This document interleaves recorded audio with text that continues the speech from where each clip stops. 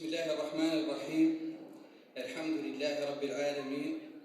والصلاة والسلام على أشرف الأنبياء والمرسلين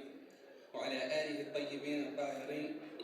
وصحابته المقربين ومن تبعهم بإحسان إلى يوم الدين. يسعدني ويشرفني أن أرحب باسم شرفاء تسغنان عامة وباسم أسرته الملاي السارك بن ملاي البشير بن ملاي عمر خاصة ترحيبا كبيرا وافرا لا حدود له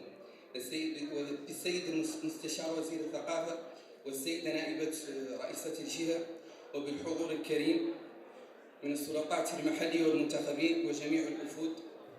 وجميع الوفود التي تشرفت بها هذه الربوع العزيزة من المملكة الشريفة، ومجمع سيد المختار الكنتي الثقافي الإسلامي بنواكشوط، والاتحاد العام للزوايا والهيئات القادرية ذات السند الكنتي بالقارة الإفريقية،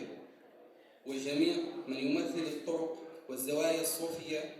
بشتى مشاربها من داخل وخارج المملكة، فأهلا وسهلا ومرحبا. ولأنتم أحق بقول الشاعر: نقول لكم أهلا وسهلا ومرحبا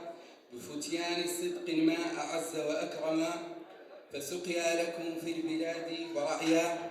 وأهلا بكم في الدنو وسهلا. ولا يفوتنا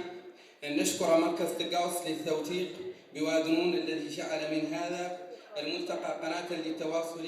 بين المملكة المغربية وإفريقيا جنوب الصحراء، ونشكره كذلك على الالتفات لتاريخ شرفاء سجنان المحروسة، مهد الشرفاء والأولياء الصالحين تضافرت وتمايلت عليها السلاطين العلويين عز الله بهم الإسلام وخذل بهم كلمة الكفر والطغيان،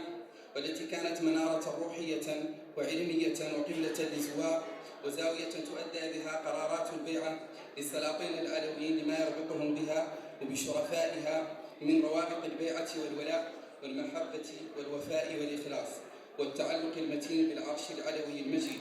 وبهذه المناسبة نرفع أيدينا لله سبحانه وتعالى متوسلين بجاه النبي الشفيع صلى الله عليه وعلى آله وسلم تسليما أن يحفظ أمير المؤمنين حامي حمى الملة والدين